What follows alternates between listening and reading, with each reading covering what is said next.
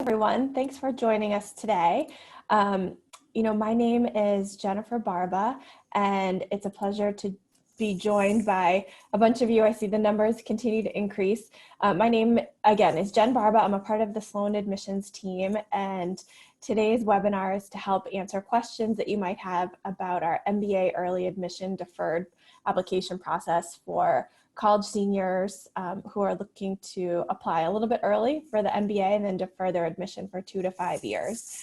So I've prepared some slides today to give you a bit of an overview on what the program is, and then to talk in a lot of detail about application tips to help support you during the application process. I'm also joined by several of my colleagues, Ann Connors, Reed Swain, and Kayon Ellis, all on the recruiting team who will help manage any Q&A and incoming questions.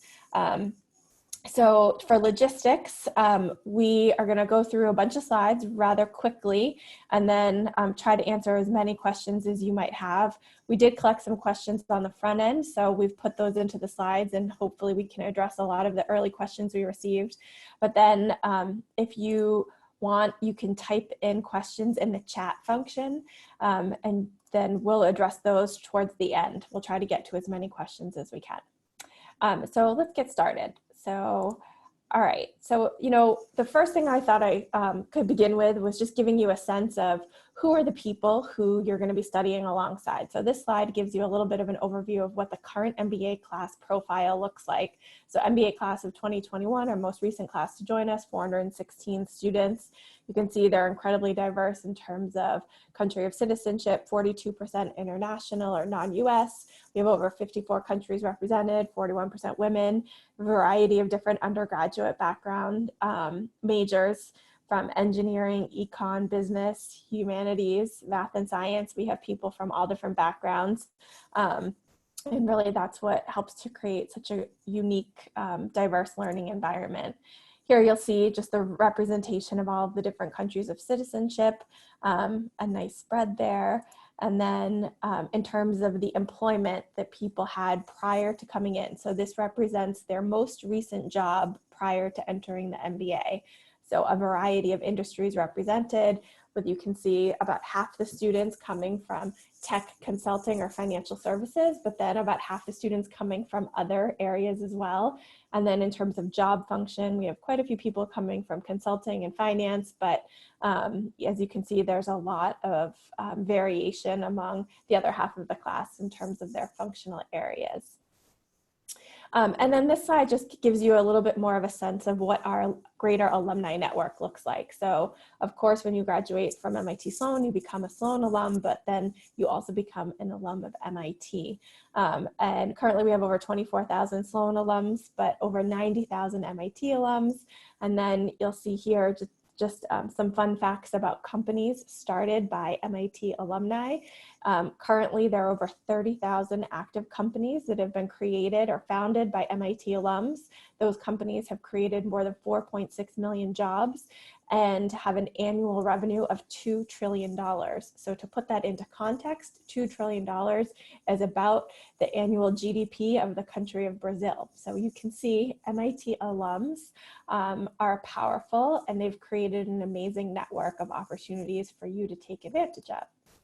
And then certainly when you come to study at MIT Sloan, you also are a part of the greater MIT community. So the experience at MIT is not limited by, the walls and the buildings of just the Sloan School of Management. You have many opportunities to collaborate and work with people across campus.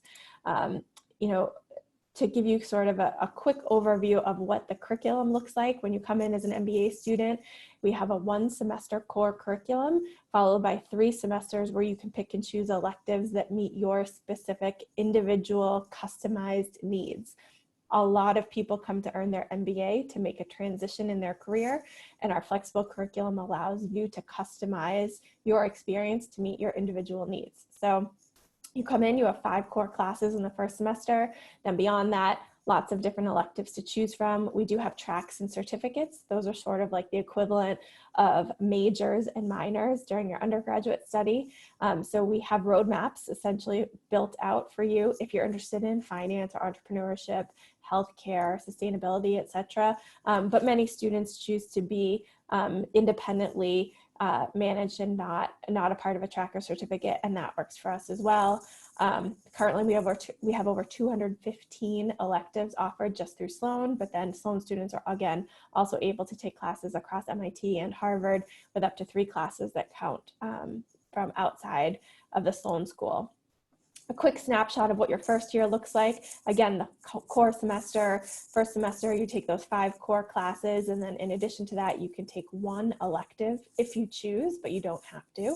And then January is a break in between the 2 semesters called independent activities period. There are dozens of things you can get involved with there, from traveling to recruiting to taking additional electives on campus. And then the spring semester is where your customized electives begin. And then second year, again, you have a lot of flexibility with the fall and the spring semester. We also have the independent activities period again in January. Many second year students choose the January term in their second year to do some travel, to get involved in some off-campus activities through lab classes or experiential learning classes that we offer. And then certainly no MBA would be complete without a diverse set of resources from our Career Development Office. Our CDO, as we call it, will partner with you from the minute you're admitted to help provide you the guidance and customized support you need regardless of career path you intend to pursue. And we realize that many students are coming in to earn an MBA to make a pivot or a transition. So our career advisors will work with you to create a customized career search plan for yourself. There's all different types of tools that are integrated in the curriculum, from something called Career Core, which are professional skill building courses and support that you have along with your core curriculum in the first semester, in addition to all different types of online resources that you actually begin to get access to the minute you're admitted, and will continue to provide guidance from the time you're admitted all the way through your alumni experience. And then just to kind of summarize what students from the most recent graduating class went in terms of employment, here's the summary of some of the top employers. 97% of students had job offers within 3 months of graduation, and then we had a number of different well-known organizations in the top, in the ranks of top employers. There's a very detailed employment report that's posted on our website for the past 5 or 6 years of graduating classes. So I encourage you to do a little bit more digging and analysis of that data to learn a little bit more about the variety of things people do after graduating. And then, of course, as a student, you'll have access to, lots of different exciting initiatives from our hands-on learning, which many of them are called lab classes, that gives you on-site experience helping to solve problems at large Fortune 500 companies all the way through early stage companies in emerging markets. You'll have access, obviously, to our world-renowned faculty, experience across MIT. Our student life team is designed to help continue to give you the support that you need through all of the different changes that are happening during your MBA experience, and then also provide lots of different resources for you to get to know one another. We already spoke about the rewarding careers and support of the career office and the alumni network. And of course, we have a leadership development team. We have an integrated leadership development model where students will work with advisors from our leadership center to help you build out leadership skills. All right, so now to get more into the details of the point of today's webinar, how do you become a student in our MBA program? So today we're talking about our early MBA deferred admission program. So this gives you an opportunity to secure a seat in a future MBA class. The path is you apply now as a college senior, and you have the opportunity to defer your admission 2 to 5 years from now, with the expectation that you'll be working full-time during those 2 to 5 years. And then in terms of eligibility, so Obviously, there's maybe a couple exceptions to this rule, but for the most part, students who have finished their undergraduate studies from last August of 2019 through July of this year, 2020, are in the eligibility window to apply now for their deferred admission. If you fall outside of that range due to current circumstances with COVID-19, then you can definitely email us and we can help guide you. But for the most part, if you're graduating within this window, then you're eligible to apply now.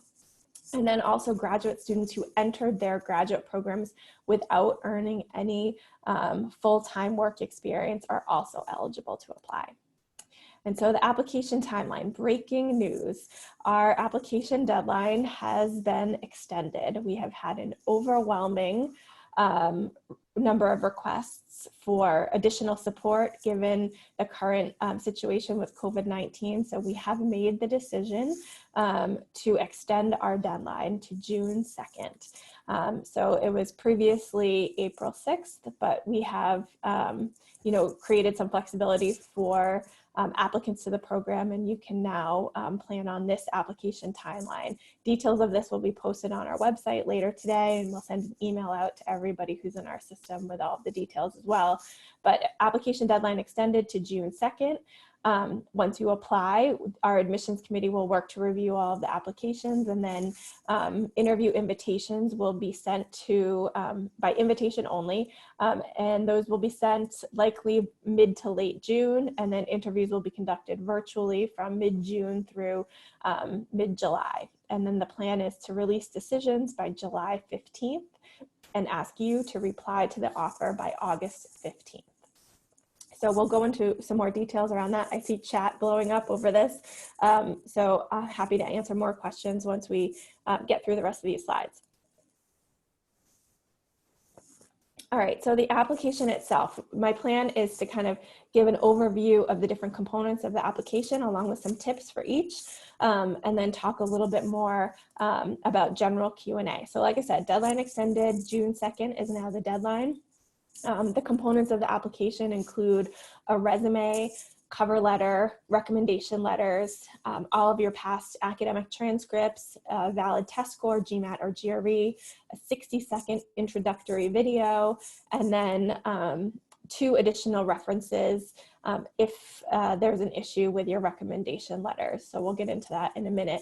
All interviews are going to be conducted this round by Skype, just based on the current situation. Unfortunately, we're not able to travel or host interviews on campus, but all interviews will be done by Skype, conducted by a member of the admissions committee. So that's someone like myself or one of my colleagues. And then interviews are by invitation only. So last year we interviewed, I think we interviewed about 35% of the people who applied in the early MBA round. So we'll probably stick with something similar this year.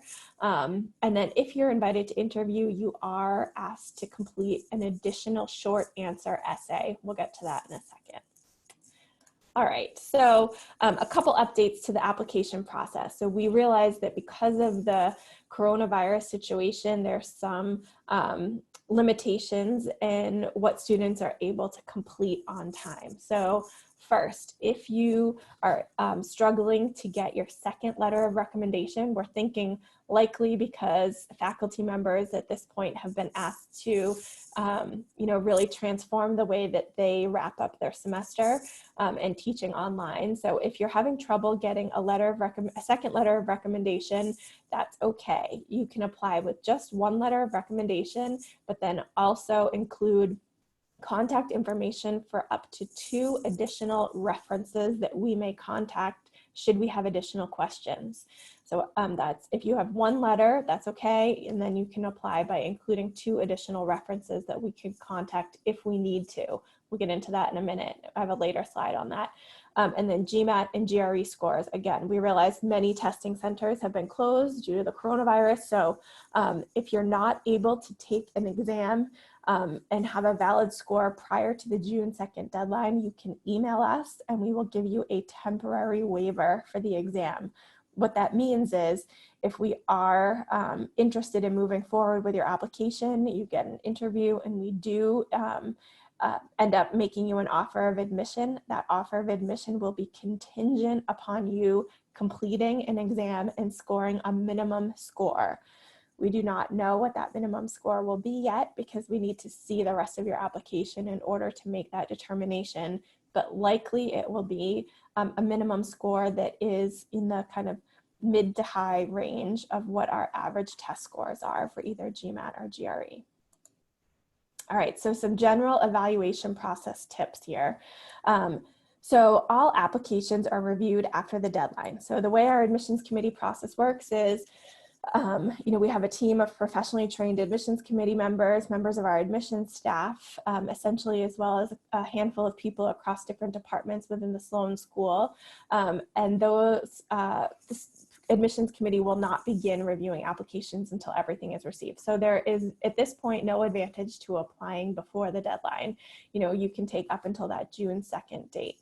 Once applications are received, then every application is reviewed using our scoring methodology that correlates to different attributes, or what we call competencies, that all of our stakeholders within the Sloan community have identified are important attributes for Sloan students to represent. So things like how you work in a team, how do you make decisions about things, how are you solving problems, and how do you, challenge kind of the status quo. So different components of our application are correlated to what these competencies are and designed to help us pull more evidence of these through the different things that we ask you, both in the written application, then of course in the interview. So competencies, they fall into two different categories. So this next slide helps me to give you an example of that. So when we're scoring these competencies or attributes, we're putting them into two different buckets: demonstrated success and personal leadership. So demonstrated success helps us to better understand your quantitative skills, your background in terms of your academic abilities. We're looking at your test scores, your transcripts, any of your professional work experience, especially if it's of a quantitative nature. So internships, research assistant positions, even part-time experiences you might have had during your undergraduate experience. And then we're taking a sum of those competencies and plotting it on this XY axis. And then we're looking at personal attributes, and that's, how you work in a team, how do you lead your peers and gain their buy-in when you're advocating to do something, how do you solve problems, and how do you think about things in an innovative or different way. And so evidence of that is going to come from experiences either you share with us in your cover letter, your interview essay, and or your recommendation letters. We're also going to probe on these different attributes during your interview. And then we'll sum those personal leadership attributes and also plot them. And then, of course, the people who fall in these top right quadrant of the grid are the ones who move forward in the process. So the cover letter, I've already been seeing lots of questions about the cover letter. What is our goal for the cover letter? So first, it's really, a way for us to ask you about, why are you interested in pursuing an MBA? Why MIT Sloan? And what are some of the achievements that you've had to date that, we should pay attention to and that correlate with you being a potentially strong MBA student? So some cover letter tips here. It's an opportunity for you to sell yourself to us. And with that, why MIT Sloan is the best place for you to earn your MBA. So do your homework, look into what makes MIT Sloan different from some of our peer schools, and then try to correlate your sell for us with some of the examples of what makes us different. And then we're asking you to give us specific examples of how you've embodied these characteristics or qualities that we think make successful Sloan students. So look at your past experiences, whether it be from a class project you worked on, an internship, maybe a startup you were involved with, or volunteer work, whatever it is. It doesn't matter to us as long as it sort of exemplifies these characteristics. And then, when you're talking about examples, we often find that the more recent examples that you use are more indicative of who you are today. So as an undergraduate, certainly use any of the examples during your undergraduate experience, but I think if you're reaching back beyond your college years, those might be from too long ago. So try to stick with examples that are more recent. A resume. So we're asking for a one-page resume that basically summarizes your past experiences for us. And so on this resume, we're looking for evidence of professional exposure, so certainly internships or any outside of academic work experience that you've had. But then we're also looking for awards and recognitions that you've received. So any scholarships or events that you've been a part of, any competitions you've been a part of, so any accolades as well. And then we're interested in leadership evidence here. So student organizations that you might have a leadership role in, or outside organizations that you might have significant kind of extracurricular activities or involvement with. So it's a combination of both professional experience and then sort of extracurricular and leadership activities. So again, we're looking for accomplishments here. When detailing out your internship experiences, you do not need to give us a job description of what your day-to-day was. It's more about quantifying for us what your accomplishments were. Some tips would be obviously to make your resume easy to read. We request that you list everything in reverse chronological order, so that helps us to see kind of a snapshot and then how things have built on one another as we look down the page. And then, it's a great place, like I said before, to showcase any of your extracurricular activities, leadership experience, and awards and certificates that you've been able to achieve.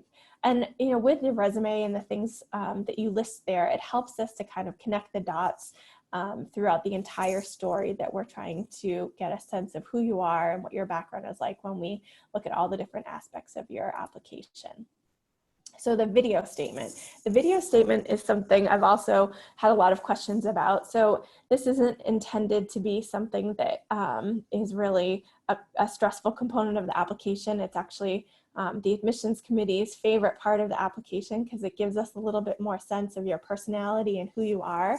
But basically the video asks you in one 60-second take to introduce yourself to your hypothetical future classmates. We're interested in learning a little bit more about you than what we can see on just your resume or your LinkedIn profile. So the best videos to me are the ones that kind of give us a little bit more sense of your personality and what's important to you and why. So you can think of the video as something that you would say, say you were at a professional networking event and someone said, introduce yourself to me, tell me a little bit about your background. Of course, you might include something about your educational background, where you're from, or what your professional experience is, but we're interested in kind of a little bit more than that. So it's a great way for you to showcase some of your personality, but keep it simple. This is not designed to be something that needs a lot of editing or animations or video effects. Try not to include lots of background noise or music. Keep it simple. One take with your iPhone selfie video, that's all we need. My biggest tip is make sure we can hear you. So we have a lot of people that get creative with their videos. They stand in front of fun different backgrounds, but sometimes it can be noisy. So, wear a headset and make sure that we can hear you on the video. And then, sometimes it's interesting just to understand why you chose the place you chose for your video. So like simple things like people who do it in front of the soccer field because they're a soccer player, or somebody who does it in the kitchen because they're, one of their hobbies is cooking. There's lots of different reasons to select the location you're in when you film the video, but it doesn't matter to us. We're just trying to get a little bit more sense of your personality. All right, recommendation letters. So for the early MBA program, we're asking that one letter come from a professional source and one letter come from an academic source. You do need 2 letters of recommendation in order to apply. But, given the current situation with coronavirus, if there is an extenuating circumstance and you are not able to get a second letter of recommendation because faculty members are busy with other commitments right now, that is okay. You can apply with just one letter of recommendation, but then also include professional references, or additional references, I should say, for people that we can reach out to. So maybe that one faculty member who's unable to give a letter right now, you could just include their contact information, and a member of our admissions committee may reach out should we have additional questions. But the letters of recommendation overall are intended to give us a better sense of you as an applicant. We're looking to understand, you know, how you work with other people, how the recommender knows you, and asking them to help compare you to your peers. And then helping us to better understand how you've been able to accomplish success in the within the constraints of how the recommender knows you. So here's again, you know, a few tips for recommendation letters. The main thing here is, you know, talk to your recommenders, explain to them why you're interested in pursuing an MBA. Let them know, you know, what your goals are, what your intentions are for pursuing the MBA, how this will help you achieve your goals, why MIT Sloan is a good match. You know, the more kind of tied together the recommendation is with the rest of your story, the more it helps us to get a better sense of, you know, what your intentions are and how everything is connected. Important to note, recommendation letters are due the same day as the deadline. So everything in the application has to be complete by June 2nd. And then you just want to double check with them to make sure that, you know, they get access to the link that our system sends them when you enter their information, and just kind of follow up with them, remind them, make sure, you know, everything is on time.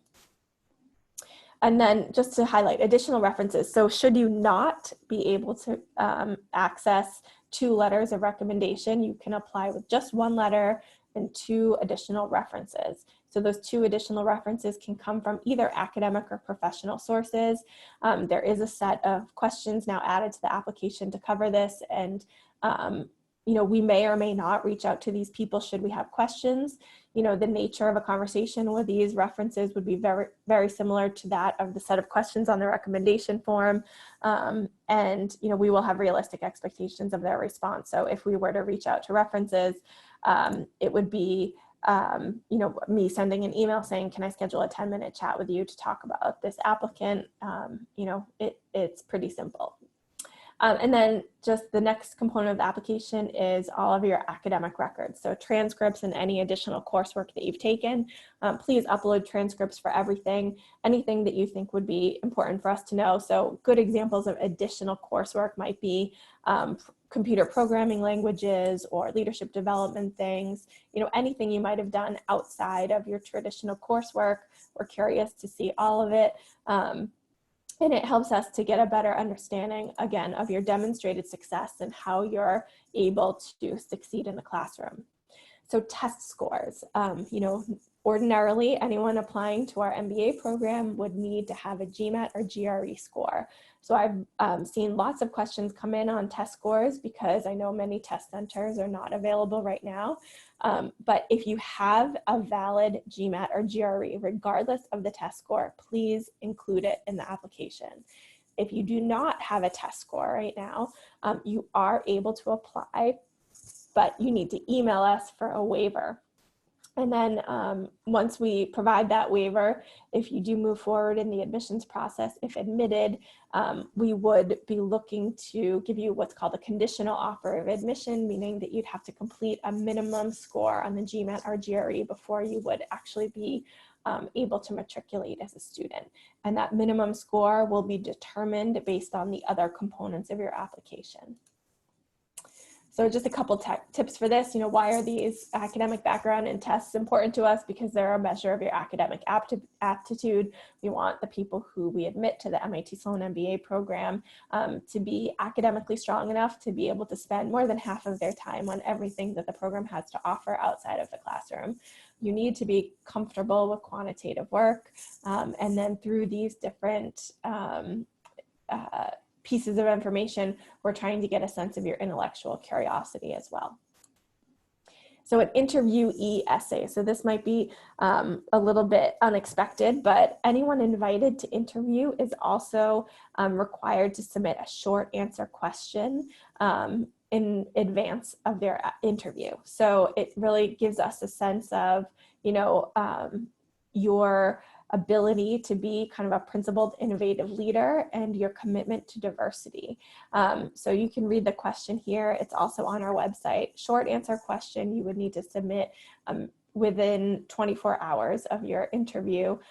It's always a great way for us to get a little bit more detail about your involvement in your community. And many of our interviewers will begin the interview by kind of probing a little bit more and asking a little bit more about what you included in this essay. All right, we just kind of went through that as well. So interview tips. So if invited to interview, the interview is an equally important component of the application. And the interview is really going to focus on a bit about your professional background in terms of maybe some clarifying question about your internships or experiences you've had outside of a classroom setting, but then also, more importantly, going to probe on behavioral attributes. So this is how well you work in a team, how are you able to solve problems, what happens when things do not go according to plan. All of the typical behavioral questions could be asked. And then behavioral questions we ask, kind of an open-ended question, then based on your answer, we ask a series of follow-up questions. The structure of the interview for this year is going to be all interviews are conducted by Skype. So we will have video interviews. They're usually about 30 minutes or so in length. And then those interviews will give you a chance to also ask us any additional questions that you might have. So, some additional tips for the interview would be, we ask you, why are you interested in pursuing an MBA at MIT Sloan? It's important for you to kind of have that sell prepared at the end. And then it would also be important for you to have some questions prepared for us that maybe can help answer questions that maybe you can't easily get answers to by reading through our materials on the website. And then overall, just general application tips. Our job is to admit you. We are looking for reasons to support, admitting you to MIT Sloan. So that is what all of these, application components and interview components are all about. You can think of us as your advocate in the process. It helps us if you follow the directions and answer the questions we're asking, because we've designed this process to, exactly correlate with the attributes that we think make successful students. Please be authentic, be yourself. We're looking to kind of get a sense of who you are, what your goals are, and why MIT Sloan is a good match for you. All right, so now to get to some of the questions. So these were a few of the questions that were collected in advance. So I'll kind of go through these, and then I think Reed and Kayon, who are with me, are going to help ask any additional questions that have come through on the chat. So feel free to post more questions now, but we'll go through a few of these to start. So does admissions have different selection standard for deferred program versus the regular MBA program? The answer is no, absolutely not. We are using the same set of competencies that I detailed a little while ago. And these competencies, evidence of these can be extracted from different types of experiences. So certainly someone who's applying after having worked for 5 years might be talking about different examples of leadership or problem solving. That's okay. We're still looking for, evidence of all of the same attributes. And then what does the Sloan admissions office look for in most applicants? Well, I kind of went through this already, but, we're looking for, someone who's academically strong, yet collaborative and looking to embrace working as a team to solve problems from lots of different points of view.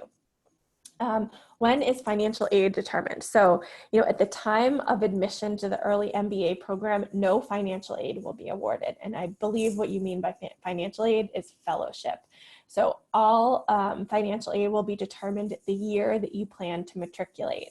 So the way the process works is after 2 to 5 years, we'll continue to reach out to you. My colleague Kayon has a whole network of early admitted students to help support you and kind of keep you in our network throughout the interim of these several years. And then each year we'll reach out to you with a survey to ask you, is this the year for you? Are you planning to matriculate now? And then once you plan to matriculate, you kind of complete a series of kind of update application questions to get yourself secured in that class.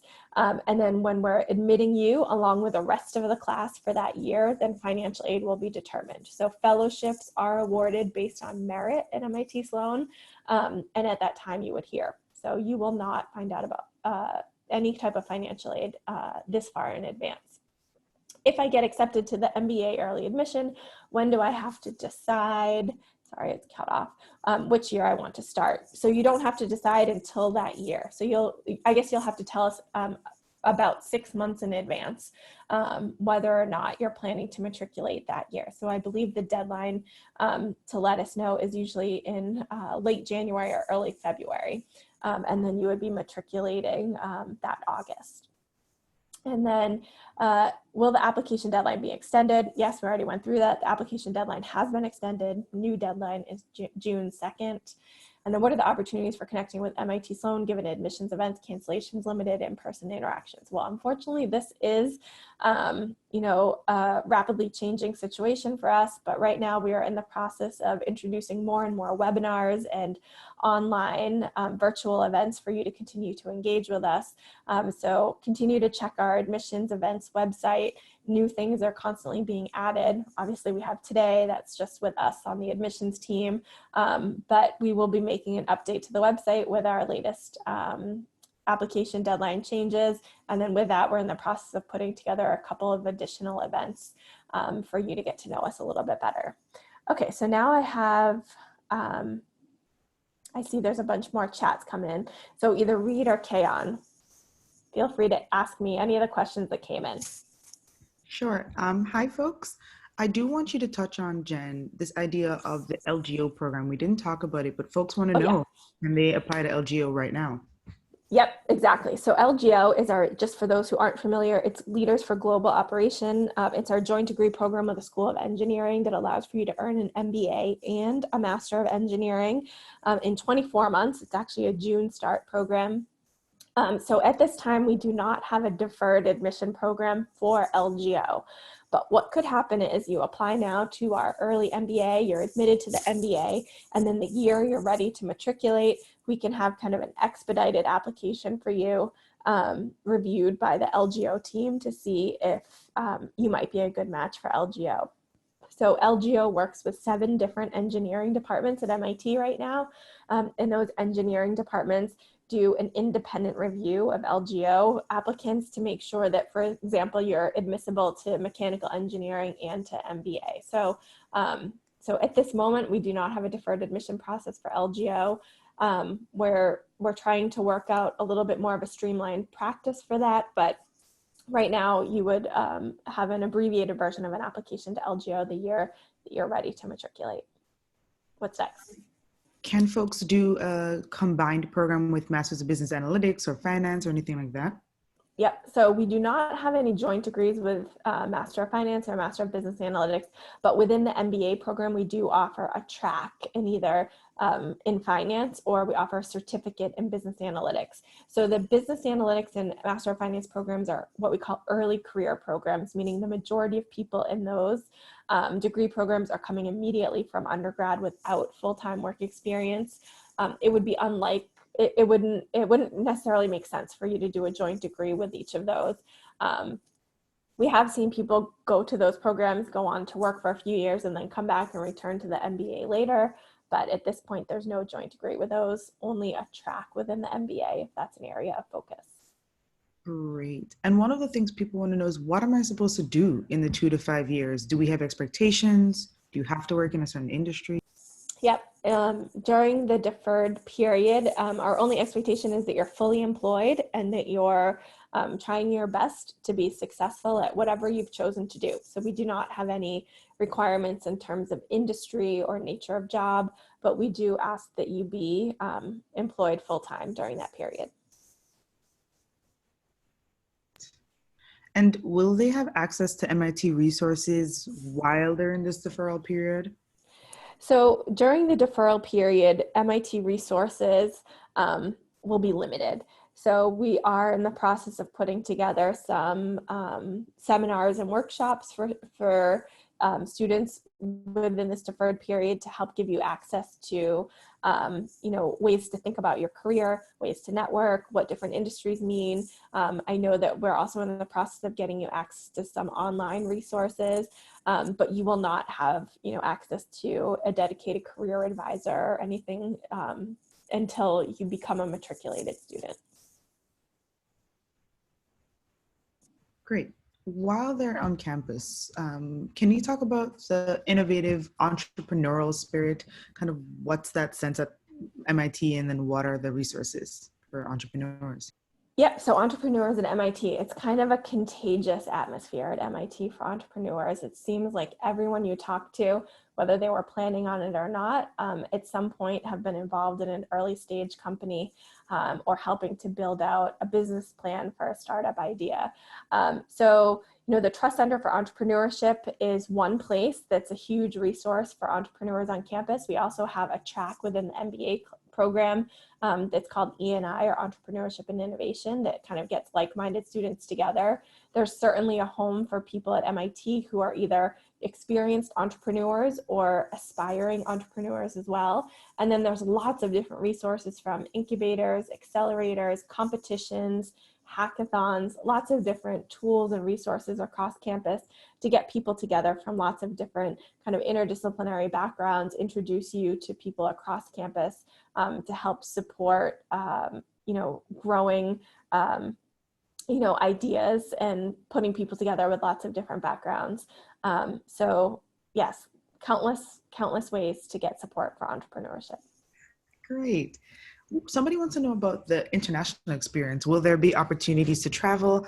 And then I want to combine it with a question about action learning and hands-on opportunities during their time at Sloan. Yep. So there's two kind of different answers to that. So yes, many different opportunities for international and global exposure. So it could be from taking a class, for instance, Global Entrepreneurship Lab, that would take you to a different country to work on a project in an emerging company or in an early stage company for 4 weeks during the month of January. So examples are Thailand, Brazil, India, lots of different countries that students go to. There's also different study tours. So that's also an elective class that you would take that would give you 2 weeks to travel to a specific region of the world to look at industry in that region. So it could be looking at renewable energy in Southeast Asia. It could be looking at fintech in Latin America. It could be looking at healthcare delivery in Africa. So lots of different topics. Those are also classes that you're earning credit for, and traveling with a team of students and a faculty member for 2 weeks over spring break in the spring. Then there are lots of different trips and treks that are planned by both a combination of career advisors and different clubs on campus, to even just students from a certain country looking to bring students to their home country to learn more about their culture. So there's examples of Israel trek, India treks, Japan treks, countless different examples of students coming together, gaining kind of corporate support and funding to help support some of these events, but putting trips together. So almost anytime there's a break in the semester, there's an opportunity to travel somewhere. And then with that, we have these action learning lab classes. So experiential learning classes that take you off campus to get kind of tangible skills working to support a company. Off campus could be working at Google just down the street from us in Cambridge to help solve, some kind of problem that they're facing, or it could be working example would be like an indigenous fruit juice company in Thailand and helping them to create a distribution model to expand beyond Thailand to other countries in Southeast Asia. So many different examples of global exposure. Thanks, Jen. A few shorter questions. You mentioned tracks. Are those required? Do you have to take a track? Yep, so a track is like an undergraduate major. It is not required. You can graduate kind of self-managed or have just a general management MBA, but there are some advantages to being in a track. For instance, if you're interested in finance, It certainly sends a strong industry signal to finance organizations that you've made a commitment to this. It also allows for them to buy into the fact that even though you don't have exposure to some of these courses yet, you will by the time you come to work for them. But many students choose to join a track to begin with, and then maybe choose to drop out of that track in their second year to gain a little more flexibility. If you're in a track, you can think of it as taking up about half of your elective choices. And then if you're in a certificate, that's like a minor, it takes up about 1/4 of your elective choices. And do any of these tracks have a STEM designation? Every component of the MBA program is STEM designated. So our MBA degree is a STEM designation. The entire degree is. Wow. And for students who are applying with a job offer in hand, or maybe those that don't, is there a disadvantage or advantage either way? So there is a section in the application that we do ask you to detail for us what your plans are after graduating. So if you know what your job is, then that's great. That gives us a little bit more insight into what you're going to be doing. And if you don't know, then we're going to ask you some more questions about what you plan to do. So it's not necessarily a good or bad thing. You know, we're just interested in what your plans are and how you've kind of put together a plan in order to achieve those goals. Great. A lot of questions coming in the chat include trying to get an idea of what a Sloan class is like. And I know we don't have that opportunity anymore. So can you talk about, is it lecture-based, casework? Yep. So MIT has this philosophy of mind and hand. So basically every single class we teach will give you kind of the fundamental skills first, and then give you the opportunity to put those skills into action. So, you know, learning how to execute on what you're learning and put that into practice. So that occurs in the core classes from a combination of lecture and case study. And then beyond that in the electives, some of those electives are extremely experiential, meaning the entire class is set, you know, at a company, you know, solving a problem, and then you having a faculty advisor to support you, or a hybrid of that. So there's lots of different teamwork and kind of tangible problem solving skills that we're putting you in a role to practice and to develop during the course of the semester. But we will always give you kind of that fundamental skill set first through, you know, typically through traditional teaching means like lecture, reading different, you know, studies, and lots of different case studies that we'll be working with to help put those into practice as well. But basically the pedagogy for each class is determined by the individual faculty member. And in terms of coming into Sloan in that 2 to 5 year period, can a student enroll in a different graduate degree, a master's in something else, in that 2 to 5 deferment period? Of course, yes. So during the time that you're deferring your admission, you could be pursuing an additional master's degree. I think, you know, this is all a little bit new to us. This program is new, and we haven't had anyone matriculate yet, but I guess on a case-by-case basis, we would review what you've been doing in the interim of the 2 to 5 years. It is important to us that you do gain some professional exposure. So it would be unlikely we would be looking for you to matriculate or kind of approving your matriculation if you haven't had any professional experience. But a master's degree that would, you know, take up several of those years in between would be okay. Great. And we talked about LGO on MIT's campus, but someone wants to know about the Harvard Kennedy School and dual option there. And then can you just talk about being able to take classes outside of Sloan? Yes, definitely. So we do offer a joint degree with the Harvard Kennedy School. You can get an MBA and either a Master of Public Policy or a Master of Public Administration. You can complete both degrees in an abbreviated period of 3 years. So if you're admitted to early MBA, you would then want to apply to Kennedy, similar to the LGO process, in the year that you're looking to matriculate, and then we'll help you to figure out how to package it together. So there's some options about, you know, where you start and where you end. But we do offer a joint degree with Kennedy School, but deferred admission to the joint HKS degree does not currently exist. And then you can take classes outside of Sloan. So any classes that count towards your MBA can come from, or three classes that count towards your MBA can come from anywhere at MIT or anywhere at Harvard, graduate level elective classes. Great. Some of these questions are more in the weed. Folks, I think, really want to better understand the application process. Are you weighing one component more heavily than the other? What is it that you really want to see? What is the first thing that you open when you look at an application? Things like that. They kind of want to get inside your head. Yeah, so when I open an application, the first thing I look at is your resume. So it gives me kind of a quick snapshot of a summary of your experiences. Then the second thing I look at is your video. And then I read through everything else. So, I look last actually at academic achievements and test scores. So I want to be able to kind of get a better sense of who you are and how you've achieved what you've been able to achieve or succeed at to date by looking at everything else. We kind of went through this before, but it's a combination of all of the different attributes. We're not saying that every single applicant has to achieve a certain number here. We're looking for a combination of those skills. So that's why we summarize the two different categories and then plot them on that axis.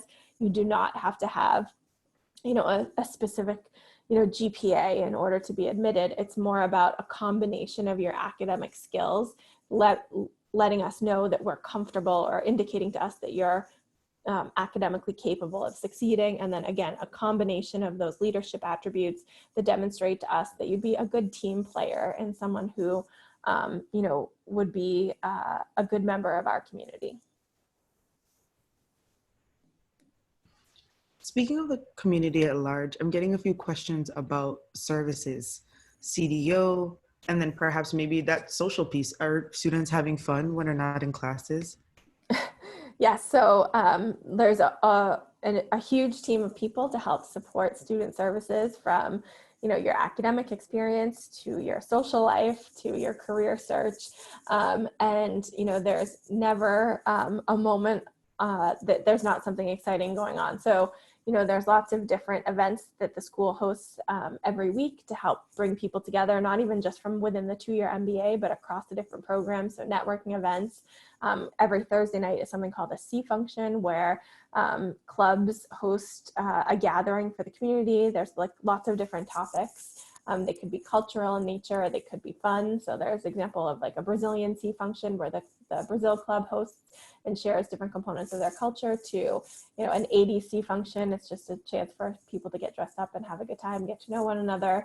Then there's lots of different kind of student life events. So certainly there's ways to engage with faculty members and different mixers and events on campus. There are different conferences that are held. There are countless different things. I think if you talk to any MBA student, you'll realize that this kind of concept of FOMO, or fear of missing out, is very real. And it's actually a huge challenge for people to prioritize how to spend their time. So no shortage of things to get involved in. Hi, this is Reed. I really wanted to quickly plug. We actually yesterday recorded an MBA student webinar. Mm-hmm. So if you did want to hear more about the experiences of our current students, I would recommend reviewing that online. It should be posted within the next couple of days, hopefully. I'm still monitoring the chat over here, and I just wanted to push forward a couple questions that I'm seeing about if you apply through the MBA early and you're not accepted into the program, would you encourage reapplying a couple years down the road through the regular process? Yes, definitely. So it is going to be competitive to get in through the early MBA program. We're not able to fill every seat in our class through just this pipeline. So we do expect that we'll see many reapplicants from early MBA later on into your careers once you've had a chance to get some professional experience. And we will look at that as a positive thing. We really want people who want us, and reapplicants are a strong indication of that. So there will be absolutely no penalty in reapplying later if your early MBA doesn't work out right now. Great, thanks. And then another question I've seen a couple of times through the chat is, say that you're a freshman, a sophomore, what would you recommend to best prepare to apply as a senior right now? So if you're not a senior yet, some of the things I would do to prepare would be first to try to take the test, get the test out of the way, make sure that you are able to secure some internships that give you professional exposure to different industries, that will help you to kind of fine tune, what your goals are, why or why not you're interested in specific industries or nature of work. And then try to gain some leadership experiences through student organizations or outside activities, to give you kind of an opportunity to practice your different leadership attributes. Great. And then based on what you just mentioned in terms of that we may only accept a limited number of people through the MBA early admission, people are now wondering, well, how many MBA early candidates make up the MBA class right now? So right now, none, but the goal would be for around, 10% of the MBA class, potentially a little bit more. We're still modeling out. We don't have exact estimates for when people will choose to matriculate, but overall, we're looking at admitting for about 10%, maybe 10 to 12% of the class to come from early MBA. But again, this is new for us, and it's very difficult to predict of the number of people we admit today, how many will matriculate after 2, 3, 4, and 5 years. So it's a little bit of a work in progress, but we will do our best to admit the strongest people who apply, and then also leave some room for traditional applicants later. Jen, quick question about social media, and maybe LinkedIn specifically. How is that used in the application process or review process, if at all? Yeah, so we do have your link. We do ask for your LinkedIn profile in the application. I often click on it just because it's an easier way for me to get a sense of some of the other activities you might be involved in. Sometimes it's just easier if I'm not familiar with where you've worked, to click on that and then click on the different organizations to kind of get an easier access to, a sense of what the organizations are. It's also good if you're an entrepreneur for us to kind of get a sense of the size and scale of the company that you may have co-founded or been a part of.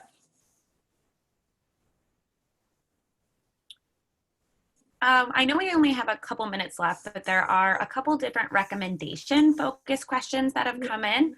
So one of which is, if you already have your 2 recommendations, do you still need to list 2 additional references? Should they be 2 different people? Should you list your 2 recommenders again?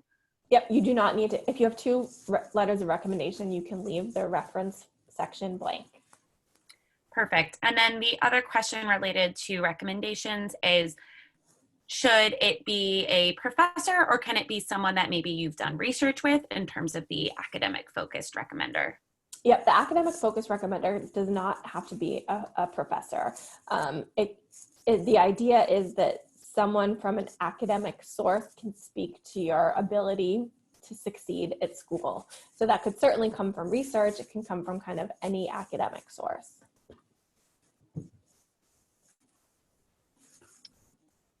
All right, Kayon, do you have any final questions that you wanted to push through? I think I will ask Jeremiah's question. It's been popping up. Can you choose to have either just academic references or just professional? People seem to want to know if they have to do both. Yeah, so, our thought is we'd like to hear from someone from both sides.